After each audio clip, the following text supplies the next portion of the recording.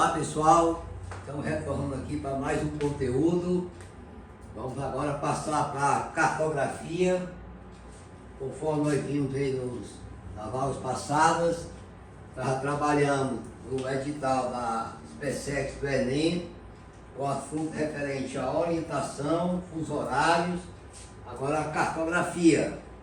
Como a cartografia é um assunto muito extenso, nós vamos ter duas aulas sobre o conteúdo. A primeira vai enfocar o conceito, importância e evolução da cartografia, a divisão da cartografia, as formas de representação da Terra, os elementos de um mapa e também a parte do estudo pormenorizado sobre escalas. Depois a gente vai trabalhar as questões da SpaceX do Enem de concursos passados. E na segunda aula a gente vai trabalhar a parte de sistema de projeções cartográficas, as projeções numa visão de mundo, como a visão eurocêntrica, a visão terceiro-mundista, a de Mercator e a de Petris. Vamos falar das formas de representação também da cartografia da anamorfose, que é exatamente uma técnica de representar fenômenos geográficos através de mapas, o estudo sobre as isolíneas e depois trabalhamos também com as questões de concurso da SpaceX e Enem. Então a gente vai ter uma cobertura completa da parte de cartografia. E essa aula de hoje a gente começa com o conceito. O que é a ciência cartográfica? A cartografia é a ciência e a arte de representar graficamente, por intermédio de mapas e cartas, o conhecimento humano sobre a superfície do planeta. Também a gente vai observar aqui uma definição da cartografia que foi elaborada pela própria Associação Cartográfica Internacional.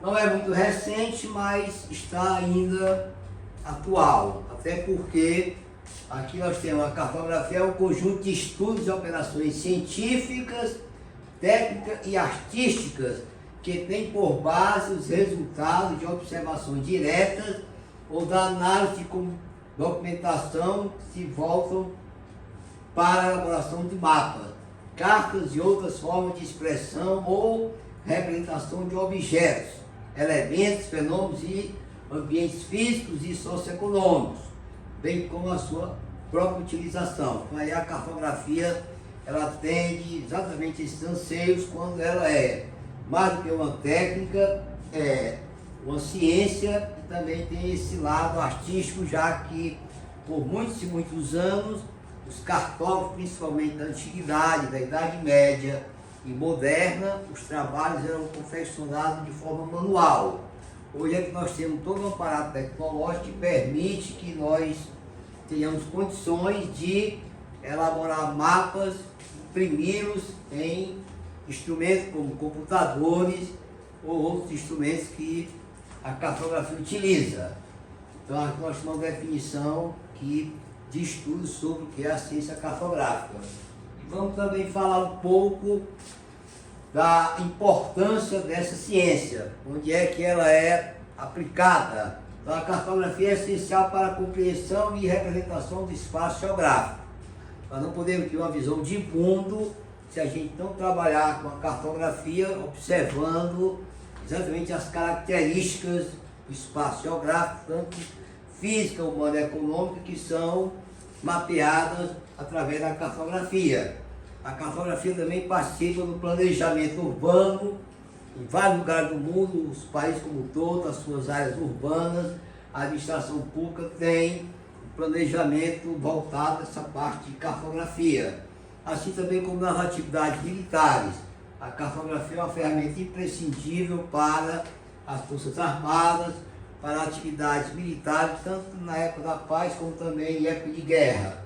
Também se tem a cartografia na gestão ambiental, no mapeamento de áreas que a gente observa que há danos ambientais e precisa exatamente localizar essas áreas.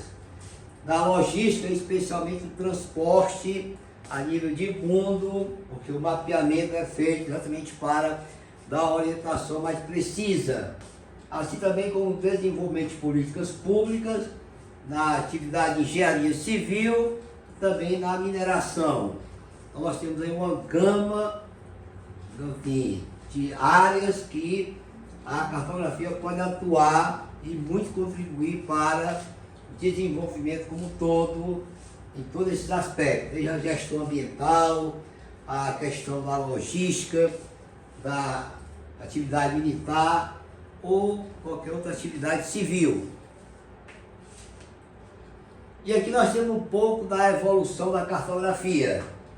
E segundo Erwin Reis, a cartografia provavelmente seja mais antiga do que a própria escrita, até porque nós sabemos que lá na pré-história a gente encontra encravado aí nas cavernas, em pedras, informações que eram, enfim, informações sobre o espaço geográfico, especialmente a questão da localização.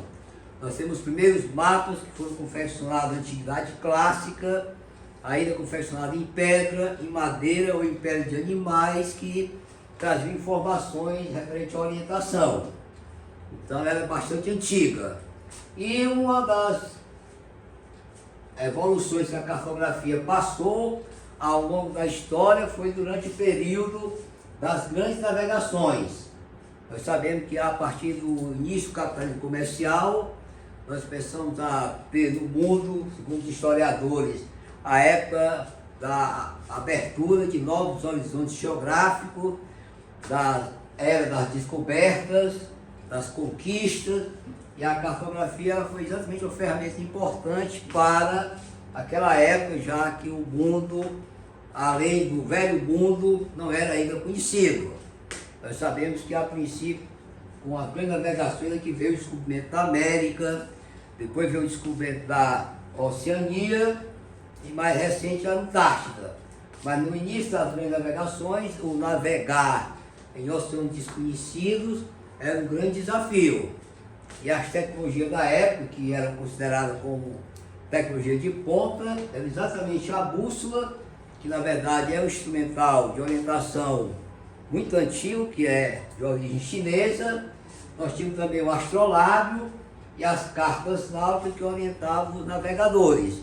E também a história faz referência da escola de Sagres, que era uma escola fundada pelo infante Dom Henrique, lá na Europa, e que tinha a intenção de formar navegadores. É claro que para a época não era uma universidade para formar navegadores, mas tem uma contribuição porque Dom Henrique era um grande apologista, ele era, como se fosse assim, um patrocinador dessas viagens, e ele tinha interesse pela própria formação de desenvolver a arte da navegação. Depois da época das grandes navegações, a outra fase de evolução se deu no final do século XIX, início do século XX, quando vieram as fotografias aéreas, ou a aerofotogrametria, que a princípio essas fotos eram produzidas em câmeras acopladas a balões, depois vieram as aeronaves, e hoje também nós contamos com os drones, que de uma certa forma, para determinados trabalhos, são mais eficientes, mais versáteis do que a própria aeronave. Então lá, nos primeiros anos da Primeira Guerra, de 1914 a 1918, a aerofotogrametria já consolidou, né, como a cartografia uma importante área do conhecimento que para os militares era um conhecimento estratégico. Daí o uso dessa ferramenta durante a Primeira Guerra. E na Segunda também se repete a mesma situação, exatamente com o uso da aerofotogrametria e também do sensoriamento remoto. O sensoriamento remoto ele não é algo tão novo. Ele é novo no sentido que a gente fala do sensoriamento como técnica orbital, que esse veio com o satélite artificial, com as imagens de satélites. Mas quando veio a fotografia aérea, lá no final do século XIX, início do século XX, nós já tivemos uma técnica de sensoriamento sendo desenvolvida através da chamada técnica aérea, que aconteceu após os anos 60, com o satélite artificial, que veio o sensoriamento com técnica orbital, foi que nós passamos a ter um mapeamento mais preciso mais detalhado de qualquer área do planeta. Aí você vai ter uma tecnologia a mais para auxiliar nesses mapeamentos. Então aqui nós temos a aerofotogrametria, o drone que está aí ocupando já um lugar de destaque, assim também como temos o sensoriamento remoto com as imagens de satélites, que hoje faz até parte do nosso dia a dia. Hoje você se orienta lá no seu celular, naquela tecla localização, e exatamente guiado por esse instrumento que está lá fazendo todo o sistema funcionar e com a precisão quase que perfeita.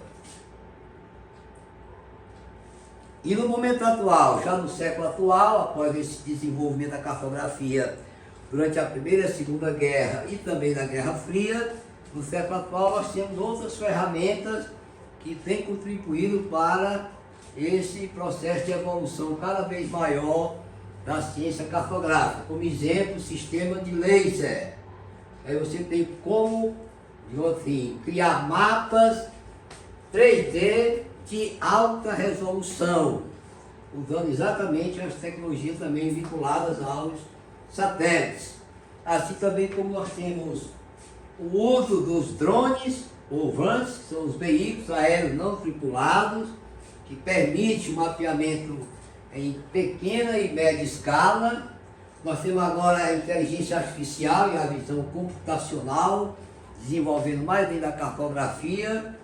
Temos o SIG, Sistema de Informação Geográfica, que permite, através do software, você integrar dados de múltiplas fontes, e a computação em nuvens e processamento estruturado, que tem avançado muito no trabalho da ciência cartográfica. Então, é uma ciência que tem conquistado muito espaço na sociedade, até porque muitos dos trabalhos que a entidade pública ou privada ou as Forças Armadas desenvolvem, é preciso essa ferramenta estar presente e dando a sua importante contribuição.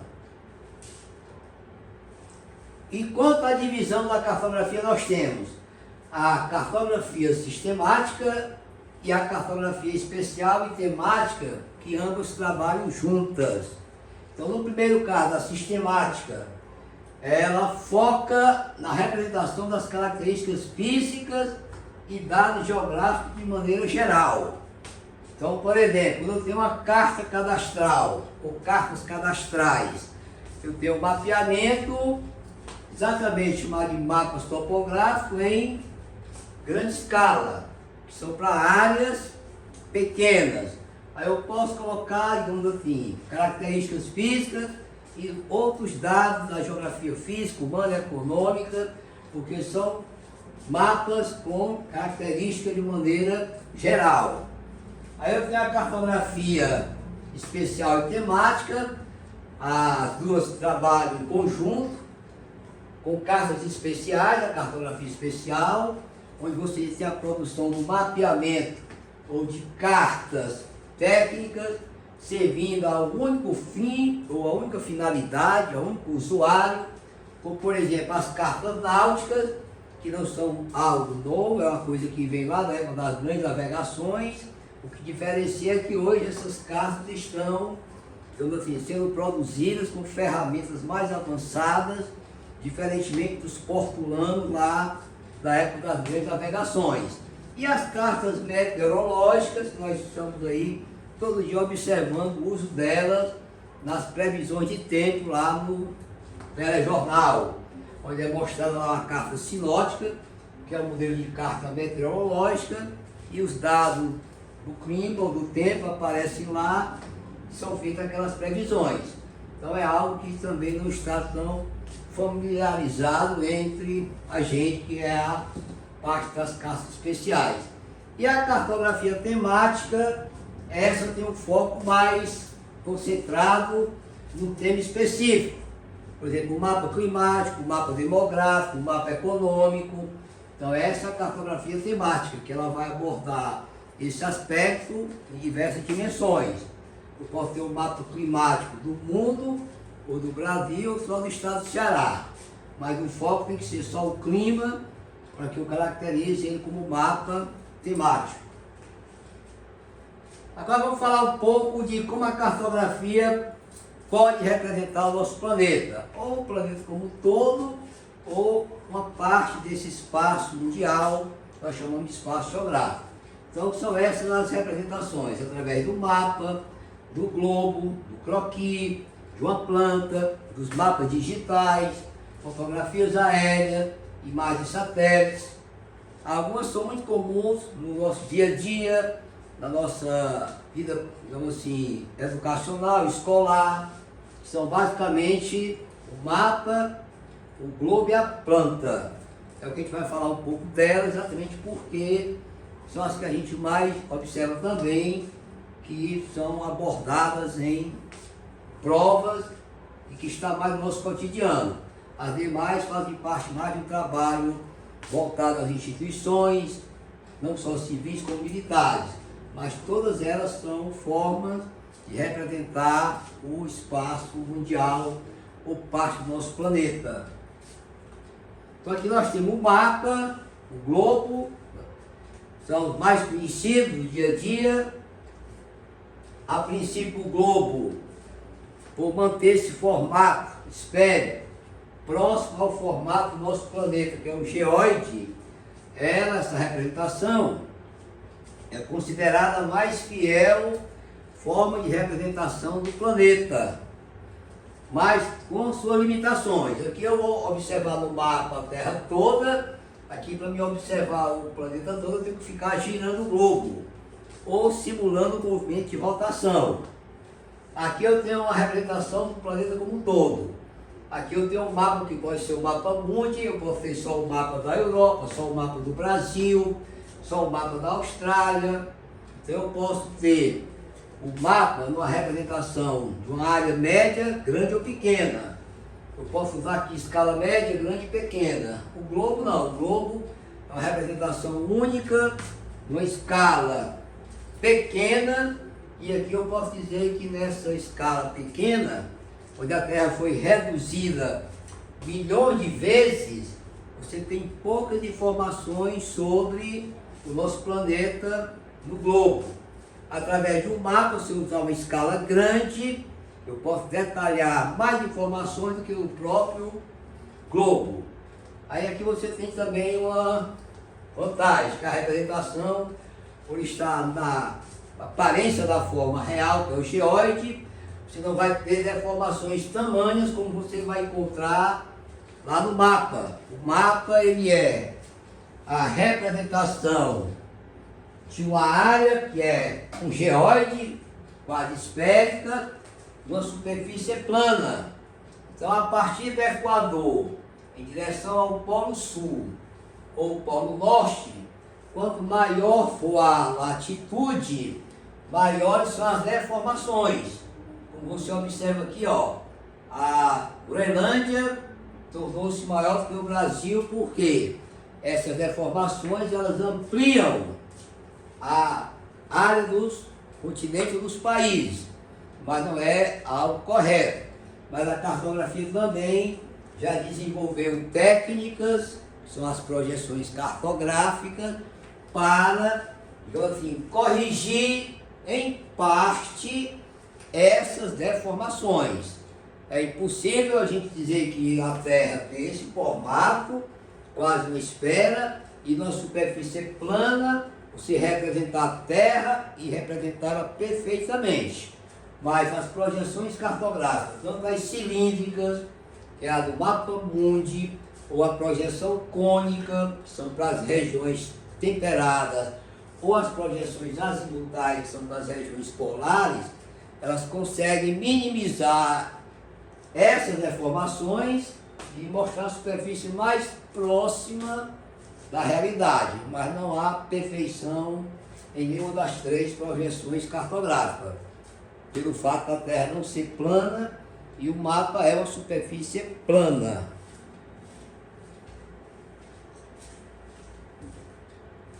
E aqui nós temos a planta, que é uma representação do espaço. Via de regra se aplica esse modelo de representação às áreas pequenas, como as cidades, ou o município como um todo, tem área urbana e rural, ou para você representar um bairro, ou até mesmo a engenharia que trabalha com construções. Então aqui você tem uma representação, uma escala grande, que varia de 1 para 1 até 1 para 25 mil, e que apresenta no mapeamento uma grande quantidade ou uma grande riqueza de informações ou detalhes. Então essas são as três, digamos assim, formas mais, digamos assim, que está no nosso dia a dia, mais familiarizada com a nossa atividade doméstica ou também pedagógicas. E aqui nós temos a classificação dos mapas, que eles podem ser classificados em mapas físicos, como retratam aspectos físicos do planeta, a vegetação, o clima, a hidrografia, solo. Os mapas políticos podem ser de divisão política administrativa ou também de questão de fronteiras. Quando envolve fronteiras e conflitos, geralmente eles classificam como mapas geopolíticos. E os mapas temáticos são aqueles que focam especificamente em um determinado aspecto. Pode ser a economia, pode ser o clima, pode ser a população, que é a demografia, mas o foco é de um aspecto individualizado para cada mapa. Aqui nós temos um exemplo, um mapa físico do Brasil, mostrando aí os aspectos do nosso relevo. Essas cores são padronizadas. A cor mais escura representa as áreas mais elevadas, de maior altitude, e as mais claras de menor altitude. Aí você vai chamar isso de cores isométricas, que depois a gente vai detalhar lá na frente na cartografia. Aqui você tem um mapa político que mostra a divisão política do Brasil em 27 unidades políticas administrativas, que são os 26 estados e o Distrito Federal. E aqui nós temos um mapa temático, que é o mapa de atividades ligadas à economia, como por exemplo o turismo, ou mapa econômico. Agora, os mapas eles estão confeccionados obedecendo regras da cartografia, que são regras de padrão internacional, especialmente quando você vai produzir um mapa com um trabalho científico. Então ele vai ter um título, vai denominar os tipos de mapeamento. Quando eu digo mapa do clima do Ceará, no título está me dizendo que a área é o Ceará e o aspecto cartografado é o clima. A orientação vai me dar o norte, o ponto de referência do mapa. Aqui, ó. Ok? Assim também como eu tenho outros elementos como a escala, que é um dos elementos importantíssimos, porque a escala vai dizer que a área X, que está naquele mapa, comparando com as dimensões reais, ela foi reduzida tantas vezes. E para você fazer um trabalho, dependendo da dimensão da área e do que você queira mostrar, das informações, você vai ter que escolher uma escala padrão. Você não pode mapear o planeta com escala grande. Você mapeia, por exemplo, Fortaleza. Então você vai ter que arranjar uma folha de papel com quilômetros de comprimento e de largura. Porque o mapeamento com a escala vai obedecer uma padronização em termos de redução do real para o que está no papel. A gente vai já falar sobre as escalas e os tipos. Temos a fonte do mapa, que é a instituição, as convenções cartográficas, que são os símbolos, que fazem parte da legenda. Como você vê aqui no mapa, eu tenho aqui a fonte IBGE, eu tenho aqui o título, que é cobertura de uso da terra, eu tenho aqui as convenções, que são cores, que vão definir a distribuição e o uso da terra no Brasil. Aqui eu tenho representando que cada cor dessa está mostrando o mapa. Então a parte das cores são as convenções, que pode ser também símbolos. O que eu estou explicando aqui, que é a parte explicativa, é o que eu chamo de legenda. Então a legenda é a parte explicativa das convenções cartográficas. Como você vê aqui nesse mapa.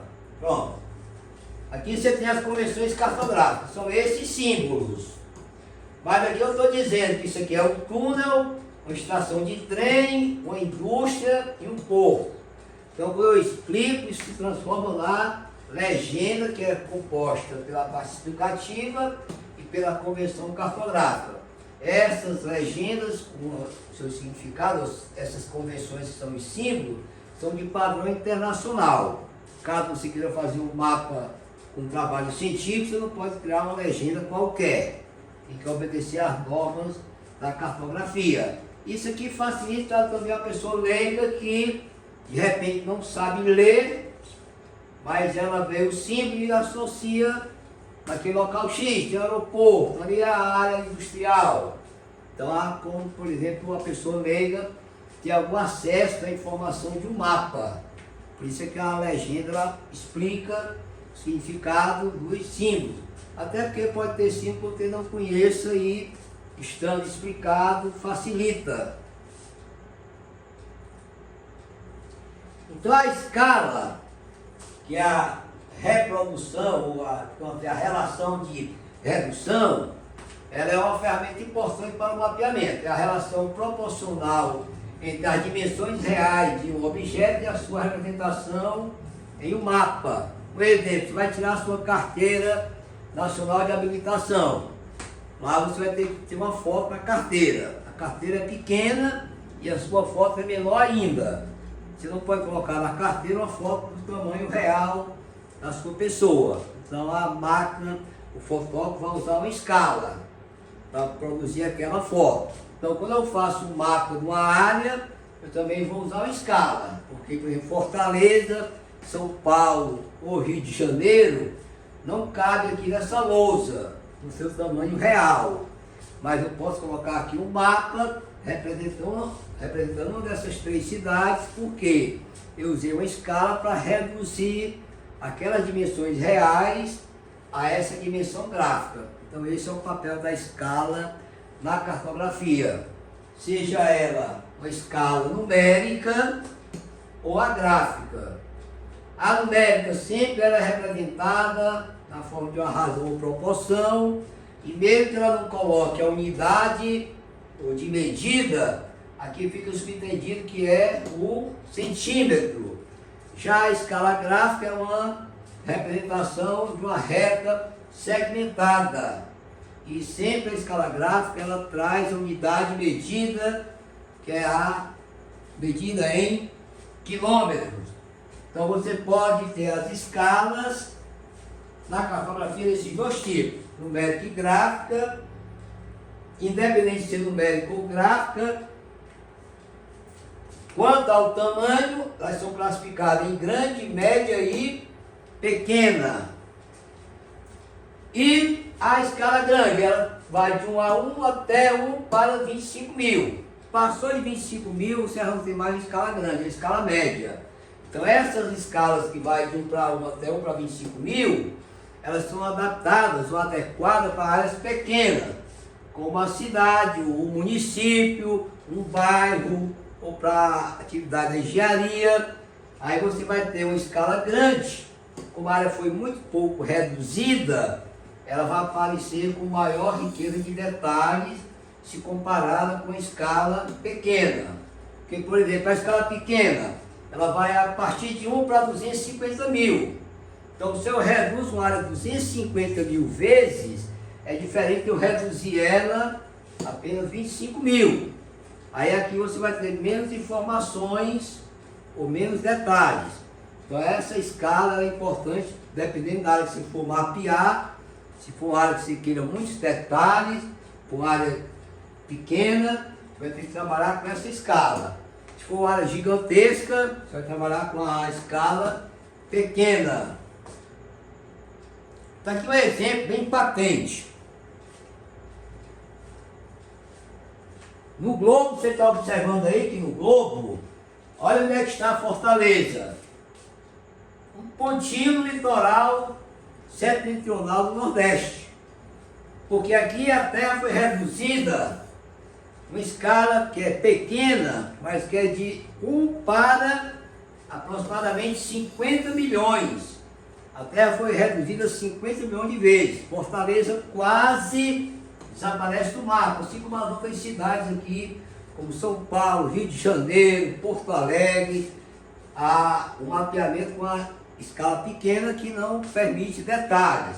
Aqui você já tem uma planta, que é uma escala grande, de 1 para 20 mil.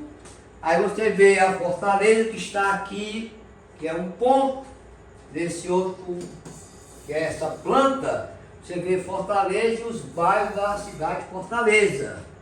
Porque você vai ter um mapeamento, que a área foi menos reduzida, apenas 25 mil vezes ou 20 mil vezes, então você vai ter mais detalhes. Então a escala, dependendo da área que você for mapear, você tem uma escala padrão para aquela área, e se for para ser um trabalho com muitos detalhes, ou de poucos detalhes, essa escala vai definir esse quantitativo em função também das dimensões da área. Aí aqui os exemplos que a gente já falou das convenções cartográficas. Agora vamos trabalhar aqui algumas questões da SpaceX e do Enem. Questões de concursos passados. A primeira de 2014, sobre o mapa com escala de 1 para 500 mil, o comandante de uma tropa demarca uma área a ser conquistada em solo inimigo. Essa área tem um formato de um quadrado e os lados 8 centímetros. Aí ele quer que você determine a área total a ser conquistada. Então eu tenho dentro da cartografia a escala, está dizendo quantas vezes a área foi reduzida. E tenho o tamanho do lado da área, que é um quadrado, a sua medida no mapa. Então eu vou calcular aqui o que? A distância real. Vai chamar de D grande. Então você vai trabalhar com isso aqui, ó. Distância real, o D grande, vai ser D pequeno vezes a escala. Aí o meu D pequeno está aqui, 8 centímetros, e a escala 1 para 500 mil. Como aqui você está em quilômetros, você pode também trabalhar aqui, ó. Você tem 500 mil centímetros.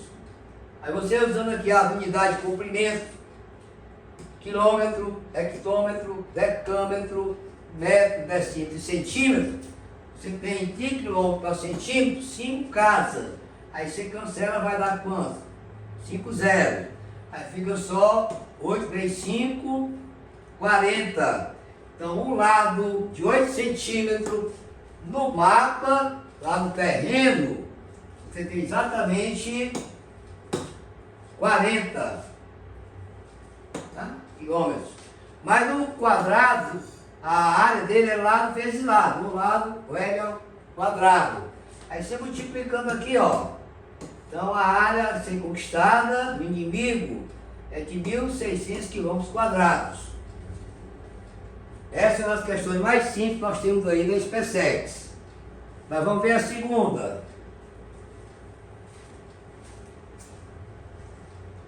Sobre a escala cartográfica, leia a afirmativa abaixo. Existem 2 tipos de escala cartográfica, a numérica e a geográfica. Errado. É a numérica e a gráfica. E professor, que escala geográfica é essa? Eu até acrescentei aí essa informação. O que é a escala geográfica? Que não é a cartográfica. Essa trabalha com dimensões, essa com proporções. Então a escala geográfica é aquela que é o nível de abrangência, recorte ou hierarquia espacial utilizado para analisar e compreender um fenômeno geográfico. Ela define o tamanho, a lente com que olhamos o espaço, e geralmente se divide em 4 níveis. A escala geográfica tem um nível local, por exemplo, vou falar sobre Fortaleza, vou mapear Fortaleza, ou o bairro de Fortaleza, vou fazer um mapa da cidade de São Paulo, vou fazer um mapa da cidade de Belo Horizonte. Então estou trabalhando a nível local. Eu vou fazer o mapa da região sul, ou da região nordeste. Aí a dimensão é regional. Vou trabalhar com o mapa do Brasil, ou o mapa dos Estados Unidos. Aí a dimensão é o quê? Nacional. Quero mapear o planeta todo. A dimensão é global mundial. Então essas são as 4 categorias de dimensões da escala geográfica.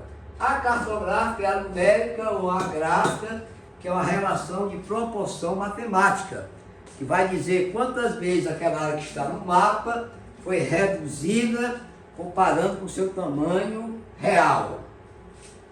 Então a primeira informação aí está errada. Né? 2. Na escala de 1 para 5 mil, essa escala aqui está entre 1.1 e 1.25 mil. Ela é uma escala grande.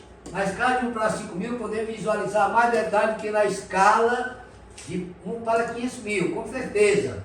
Portanto, a primeira é mais adequada para representar grandes superfícies. Não, grande superfície é essa escala aqui, que é pequena, e a escala grande é para áreas pequenas. É uma coisa inversa. Se o denominador é pequeno, tá? Você tem uma escala grande para áreas menores. Se o denominador é grande, você tem uma escala pequena, que é para áreas maiores. Então o item 2 é falso. O terceiro, em um mapa de escala 1 para 2 milhões, a distância gráfica de 3 centímetros entre dois pontos em linha reta corresponde a uma distância real de 60 quilômetros.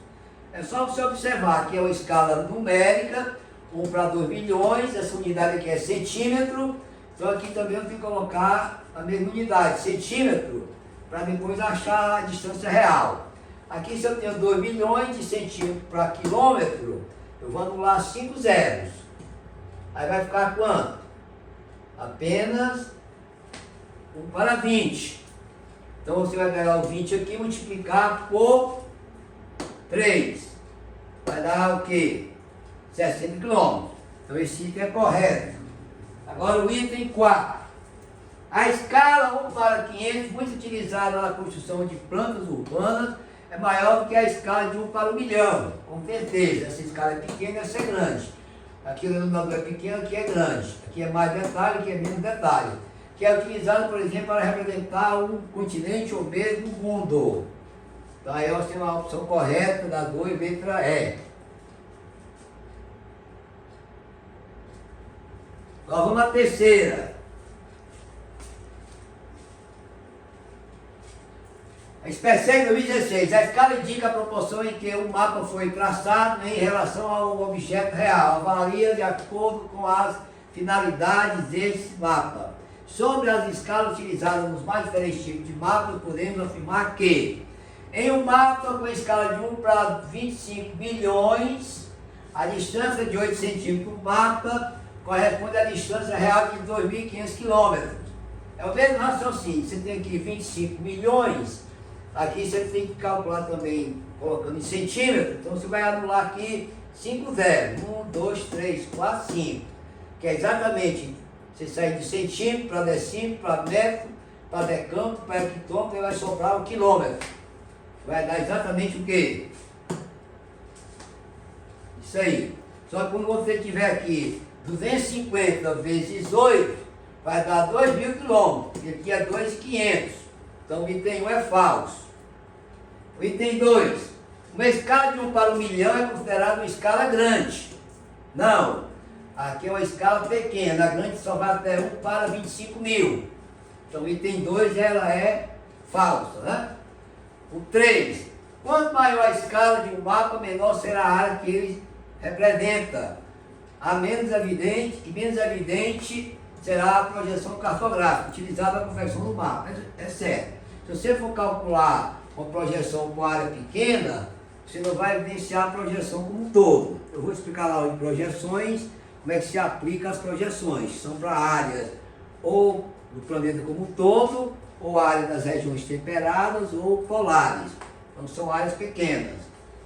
A escala gráfica pode ser representada em diferentes unidades de medida, mas ela pode vir também em quilômetros, como a gente viu o exemplo.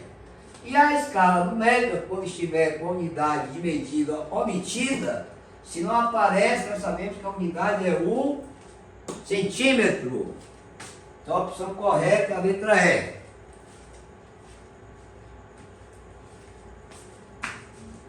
Questão 4.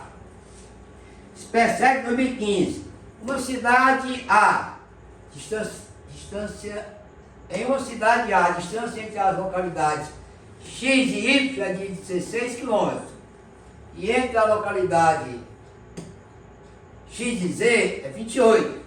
Aqui são distâncias reais, na área real. Agora, no terreno, no mapa, que não é no terreno, a distância de X para Y é de 4 centímetros e a distância de X para Z é 7. Aí você tem duas informações distintas. Ou você calcula a escala usando X e Y 16 e 4, ou X e Z usando 28 e 7. Então, para me encontrar a escala, vai ser o quê? O D pequeno, ou 7 ou 4, vezes esse aqui. Então, vamos calcular e fazendo a coisa. Pronto, aqui ó. Distância real, que é X e Y, 16 km. Eu transformo esse 16 km em centímetro. Dá 1.600.000 centímetros. Aí eu já sei que o D pequeno, aqui é 4. Aí eu quero achar o quê? A escala, que é o D grande vezes o D pequeno. Quer dizer, o D grande por o D pequeno. Então aqui eu tenho a escala, vai ser quanto? 1.600.000 dividido por 4. Você teria a escala 1 para 400.000. Se eu elaborar, quer dizer, se eu calcular pelo outro, D grande é igual a X de Z 28 km, colocando aqui para centímetro, vou acrescentar os 5 zeros. E se eu usar o D pequeno de X de Z com 7, aí você vai ter 2.800.000, D grande por D pequeno, isso aqui por 7 vai também dar 400.000. Uma questão desse tipo, o risco é o aluno achar que tem que calcular algo a mais, porque tem 4 informações, você trabalha apenas com 2 delas. Agora aqui nós temos as questões mais difíceis entre as que nós estamos comentando agora. É uma questão que envolve o análise e interpretação dessa prancha, que é uma curva de nível e que tem informações aí que a gente tem que subentender que está no mapa, mas você deduz, não aparece. Por exemplo, aqui você tem um rio. Aqui o rio. O professor ele vai falar aqui onde é que o rio deságua, onde é que o rio nasce. Como é que eu sei? Como isso aqui é uma área de elevação que varia de 600 metros a 720, você vê que a área mais alta aqui de 600 está bem aqui, e a parte mais alta de 700 já está aqui, ó. Então o rio sempre nasce no local alto e vai para o local mais baixo. Então esse rio está descendo daqui para lá. Então para leste eu tenho a foz, quer dizer a nascente, para oeste eu tenho a foz. A foz nós chamamos de jusante, a nascente de montante. Que ele vai falar aqui, mas não colocou esses conceitos. Aqui eu coloquei para a gente resolver a questão. Então aí você tem um mapeamento que essas linhas estão aqui passando na mesma altitude. Aqui acima as linhas são bem distantes, porque o relevo aqui é suave. Ele é pouco íngreme, pouco acidentado. Quando as linhas, que são as curvas de nível, são muito próximas, é porque o relevo é bastante acidentado. Então essa área aqui, por exemplo, ela é muito boa para tu desenvolver atividade agrícola. Mas se fosse para você instalar uma usina hidroelétrica, a água do rio das hidrelétricas é importante que seja em rio de planalto, que se forme cachoeira. Então essa área aqui é mais viável para uma hidrelétrica, essa é mais viável para um cultivo agrícola. Sei bem que na minha aula de solo, eu chamei a atenção lá na Ásia, eles cultivam subindo as montanhas, usando a técnica também chamada de curva de nível, quando a declividade é natural. Quando eles têm que fazer os patamares com máquinas, aí a técnica de terraceamento. Então agora vamos analisar os itens. O primeiro item. A porção norte é mais favorável ao emprego da mecanização. Aqui, ó. Então esse item é mais do que correto. A sul não necessariamente seria, a não ser que você colocasse a técnica de plantio de nível. O item 2. As menores altitudes estão localizadas na porção nordeste. Olha, aqui é o norte, aqui é leste, oeste. Para cá está o noroeste, para cá o sudoeste. O nordeste está para cá. Nem aparece nessa área aqui. Então, item 2 está errado. Agora, 3. As encostas mais índices e, portanto, mais sujeitas ao processo erosivo são observadas à margem esquerda do rio. Então, eu falei que o rio está correndo desse ponto para lá, ou seja, do leste para o oeste. Então, a vertente esquerda ou direita segue o teu olhar. Estou olhando para Foz, o teu braço esquerdo estaria aqui e o direito aqui. Então, essa área aqui é a margem esquerda. Então, o item 3 é correto. 4. A jusante do rio encontra-se na direção oeste do esquema. E aí, a jusante é onde o rio deságua. Aqui é leste, aqui é oeste. Também está correta. Agora, a distância real entre os pontos X e Y corresponde a 15 quilômetros. Isso é o que ele está colocando. Aqui eu tenho uma escala. 1 para 50 mil e tem um T pequeno, que é a distância no mapa, 3 centímetros. Para mim achar a distância real, vou fazer o quê? Vou multiplicar a escala vezes o T pequeno. Então vai ser 50 mil vezes os 3. Aqui vai dar 150 mil centímetros. Mas ele pega em quilômetros. Então eu tenho que passar do centímetro para decímetro, para metro, para decâmetro, para hectômetro, para quilômetro. São 5 zeros. 1, 2, 3, 4. Aí a vírgula vem bem para cá. Dá 1,5. Aqui ele botou 15. Então está errado. A opção correta, letra C. Essa questão, ela consome também muito tempo do aluno. Então, na prova, você tem que saber administrar o tempo. Você tem que ganhar tempo numa questão mais simples para aplicar o restante do tempo numa questão mais complexa como essa.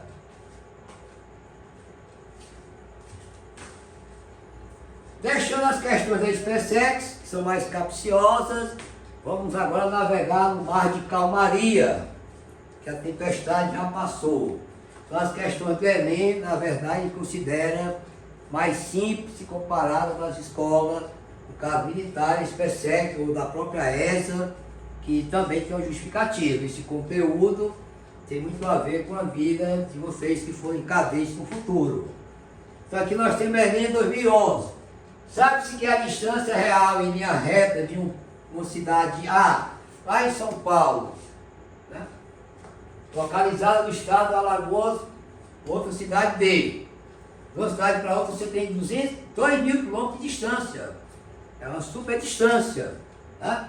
E ele diz o seguinte, que o estudante foi analisar a área mapeada e viu no mapa que da cidade A para B, você tem uma distância linear no mapa de 8 centímetros.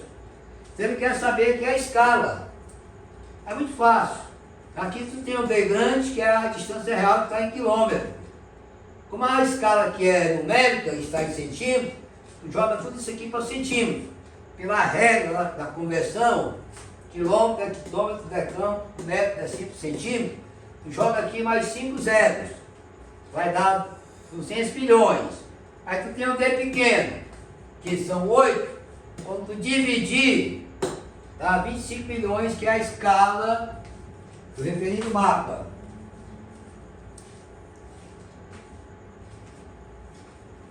Questão 7.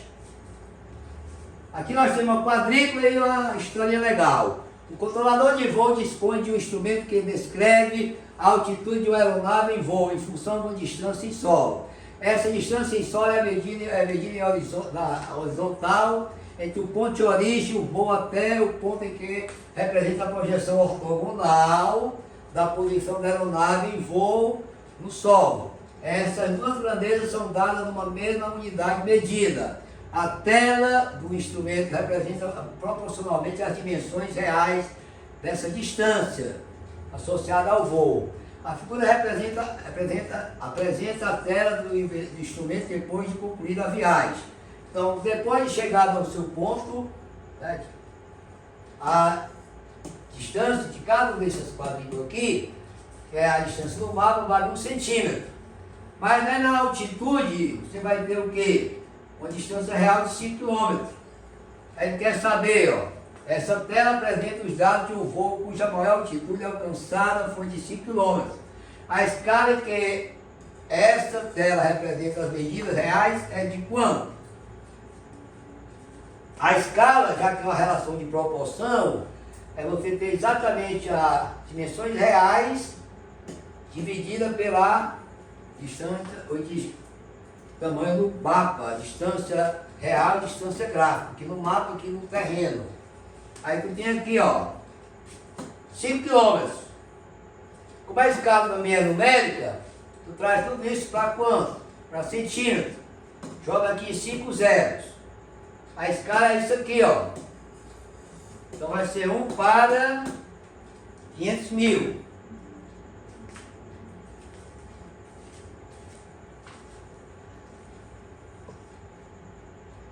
A questão 8. Um estudante morador da cidade de Contagem ouviu dizer que nessa cidade existem ruas que formam um hexágono. E isso, o hexágono, os 6 lados. Para nós o hexágono não vem agora. Ao pesquisar em um sítio de mapa, verificou que o fato é verídico. Então aqui você tem uma amostra de uma área da cidade de Contagem, que é em Minas Gerais. Aí aqui você tem o hexágono. 6 lados. Cada um desses lados tem uma medida de 5 centímetros. Isso aqui é o comprimento do mapa. E que na realidade a área foi mapeada numa escala de 1 para 20 mil. Por que 20 mil, professor? Por que não colocaram outra escala? Porque aqui é uma planta urbana. Essa é a escala mais indicada. Uma área pequena ou escala grande.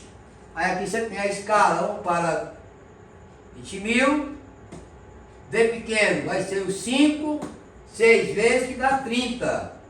Então D grande é vezes escala.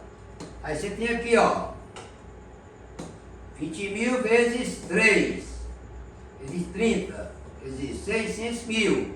Como ele quer em quilômetro, a distância real, o que eu estou falando aqui em 5 zeros, 6 quilômetros.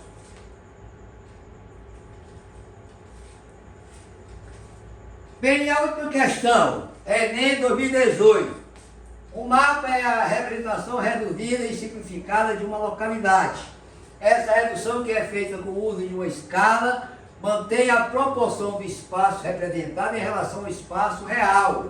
O que está no mapa obedece ou segue a proporção do que está na realidade. Certo mapa tem uma escala de 1 para 58 milhões. Aqui é uma escala pequena.